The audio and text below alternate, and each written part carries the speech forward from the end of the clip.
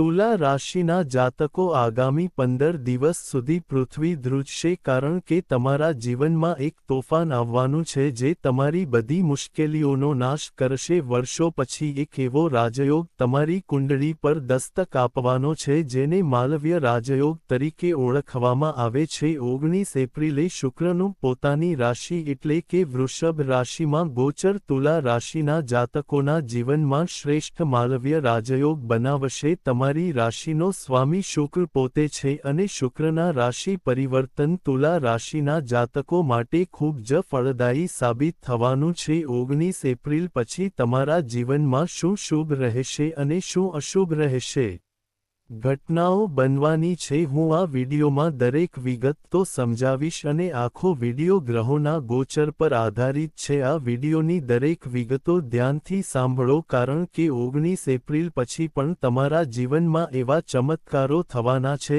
જેના વિશે તમે પહેલા ક્યારેય સ્વપ્ન પણ નહીં જોયું હોય. સંજોગો અચાનક બદલાઈ જશે જે તમે અપેક્ષા કરતાં ઘણા દૂર, પરંતુ તમારે કેટલીક બાબતો ધ્યાનમાં રાખવાની જરૂર પડશે કારણ કે જ્યારે કોઈ વ્યક્તિ બધું મેળવવાનું શરૂ કરે છે, જ્યારે વસ્તુઓ તેને સ્પર્શતાની સાથે જ પૂર્ણ થવા લાગે છે, ત્યારે અહંકાર પણ આવે છે. તેમના ઉત્સાહમાં તેઓ તેમના હોશ પણ ગુમાવી દે છે. હું આવી 3 ભૂલો સમજાવીશ. આનાથી તમે આ માલવ્ય રાજયોગના શુભ પ્રભાવથી વંચિત રહી શકો છો. તેથી વિડીયોને અંત સુધી જુઓ અને અમારા દરેક શબ્દને ધ્યાનથી સાંભળો. જો તમે હમણાં આ વિડીયો જોઈ શકો છો તો બ્રહ્માંડ ચોક્કસપણે તમારા માટે એક ખાસ યોજના બનાવી રહ્યું છે. માલવ્ય રાજયોગ તમારા જીવનને સંપૂર્ણપણે બદલી નાખશે. તેનો તમારા જીવન પર શું પ્રભાવ પડશે આ વિડીયો દરેક વિગતો આવરી લેવામાં આવશે, પરંતુ તે પહેલા વિડીયોને લાઇક કરવાનું ભૂલશો નહીં અને રાધે રાણીના સાચા ભક્તો ટિપ્પણી વિભાગમાં રાધે રાધે લખો. બાંકે બિહારી તમને આશીર્વાદ આપે. તમને ચોક્કસ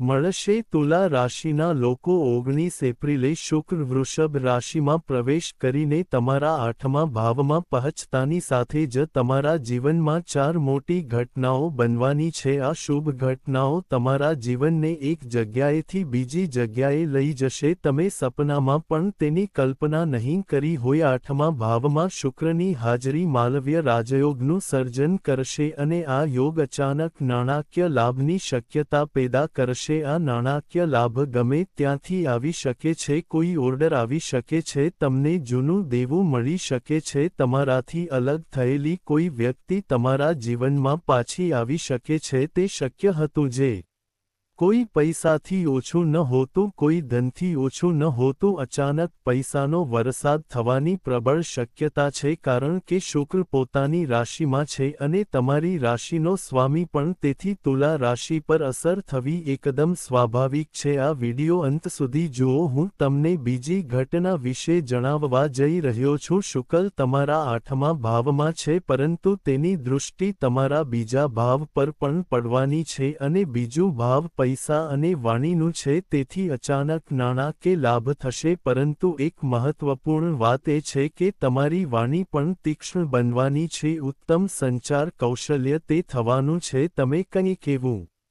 કહેશો જે બધાના દિલ જીતી લેશે. ધારો કે તમારે કામ પર પ્રેઝન્ટેશન આપવું પડશે, કોઈને તમારો મુદ્દો સમજાવવો પડશે, અથવા તમે માર્કેટિંગ લાઇનમાં કામ કરો છો અને લક્ષ્યોને પૂર્ણ કરવા માટે એક જગ્યાએથી બીજી જગ્યાએ મુસાફરી કરવી પડશે. શુક્ર અહીં નોંધપાત્ર લાભ પ્રદાન કરશે. રાક્ષસોનો ગુરુ અને તમારી રાશિનો અધિપતિ શુક્ર તમારા પર દયાળુ છે અને પોતાની રાશિમાં એક શક્તિશાળી માલવ્ય રાજયોગ બનાવવાનો છે. આ અચાનક નાણાકીય લાભ લાવશે અને તમારી વાણીમાં સારો વિકાસ કરશે. તમારી બોલવાની કુશળતામાં સુધારો થશે. તમારી શક્તિને કારણે તમે તમારી જાતને એવી રીતે સાબિત કરશો કે તમે બધાનું દિલ જીતી શકશો. આગળ રહીને તમે ઇન્ટરવ્યૂમાં પાસ થશો. આગળ રહીને લોકો તમારી સાથે જોડાવવા માંગશે અને બધા કામ સરળતાથી થઈ જશે. તમારી સાથે થનારી ત્રીજી અને સૌથી મહત્વપૂર્ણ ઘટના. અમારી વાત ખૂબ ધ્યાનથી સાંભળો. આવી તક વારંવાર આવતી નથી કારણ કે 19મી તારીખથી માલવ્ય રાજયોગ રચાય છે. આ યોગમાં મુશ્કેલ સમયને સારા સમયમાં ફેરવવાની શક્તિ શક્તિ છે. છેલ્લા કેટલાક સમયથી તમારા જીવનમાં ઘણા બધા ખર્ચા થયા છે. એક ખર્ચ પૂરો થતાં જ બીજો ખર્ચ દરવાજો ખટખટાવે છે. તે જ સમયે તમે તમારા પ્રિયજનો તરફથી દગોનો સામનો કરી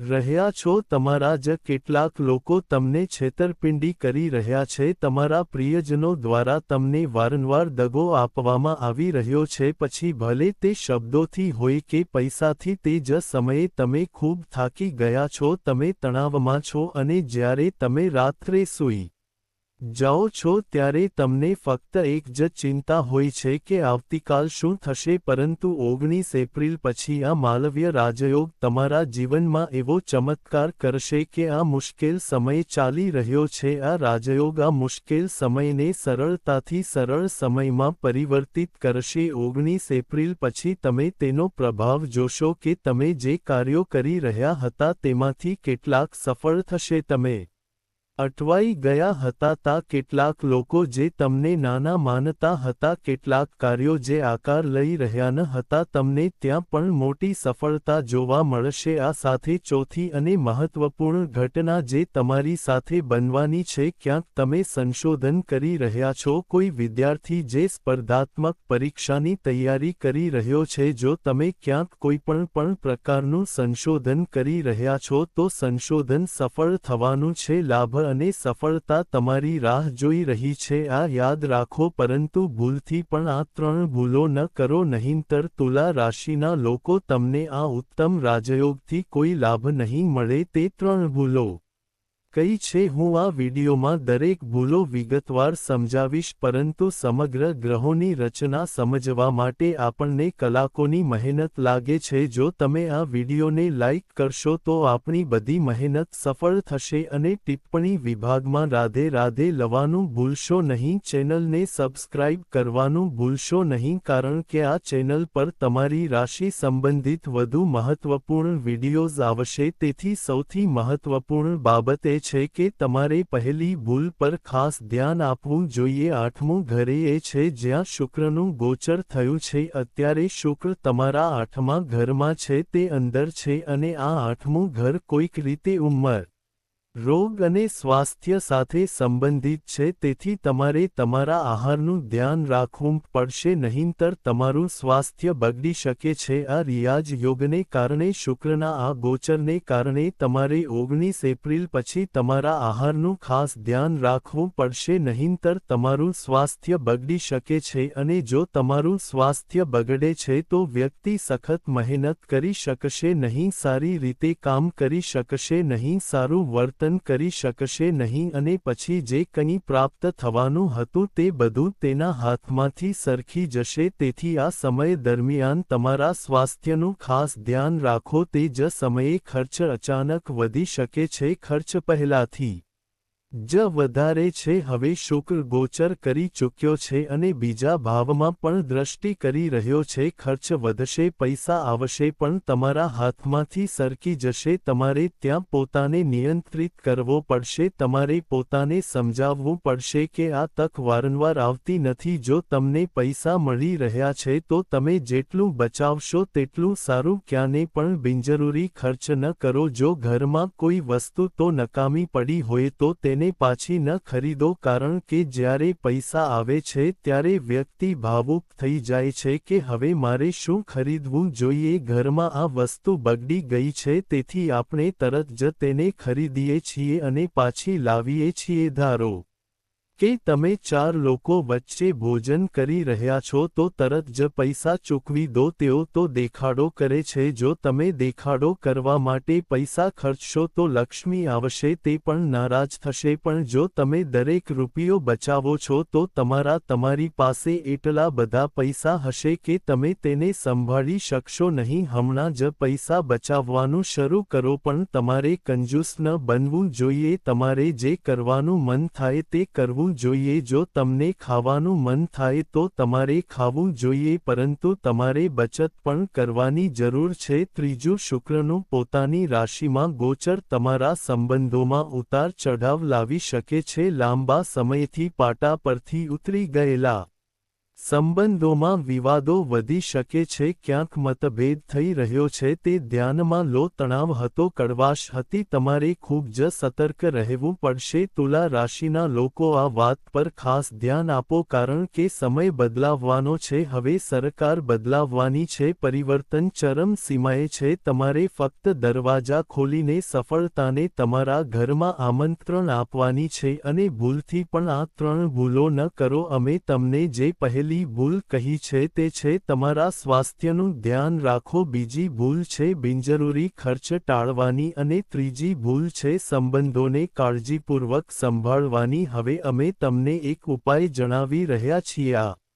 ઉપાય કરવાથી રાક્ષસ ગુરુ શુક્ર વધુ પ્રસન્ન થશે. તે તમને અપાર આશીર્વાદથી ભરપૂર કરશે અને તમારું કામ કોઈપણ પ્રયત્ન વગર પૂર્ણ થશે. પહેલા તમારે શુક્રના બીજ મંત્રનો જાપ કરવો પડશે. ઓમ શું શુક્રાય નમઃ. ઓમ શું શુક્રાય નમઃ મંત્રની શક્તિ એટલી બધી છે કે શુક્ર એટલો પ્રસન્ન થશે કે તમારું કામ પૂર્ણ થવાનું બંધાય છે. આ સાથે તમારે શુક્રવારે દેવી લક્ષ્મીની પૂજા કરવી પડશે છે. આ સાથે તમારે ભગવાન વિષ્ણુની પણ પૂજા કરવી પડશે. બંને મળીને તમને લાભ આપશે. અને ત્રીજો અને મહત્વપૂર્ણ ઉપાય એ છે કે દરેક સ્ત્રીનું સન્માન કરો. દરેક સ્ત્રી લક્ષ્મીનું એક સ્વરૂપ છે. જો તમે તેનો અનાદર કરશો તો તમે ન તો લક્ષ્મી મેળવી શકશો અને ન તો તે તમારી સાથે રહેશે. સ્ત્રીઓ માટે આદર, જો તમે આ કરશો તો તમને 19 એપ્રિલથી તમારા સપનાઓથી પણ વધુ ફાયદો થશે. તુલા રાશિના લોકો, જો તમને વિડીયો ગમ્યો હોય તો કૃપા કરીને તેને લાઇક કરો. ઉપરાંત આ ચેનલને સબસ્ક્રાઇબ કરો. જો તમારી પાસે કોઈ ચિંતા હોય તો કૃપા કરીને નીચે ટિપ્પણી વિભાગમાં અમને જણાવો. અમે તેમને ઉકેલવા માટે અમારા શ્રેષ્ઠ પ્રયાસો કરીશું. હમણાં માટે અમે અમારા બધા દર્શકોને શુભેચ્છા પાઠવીએ છીએ.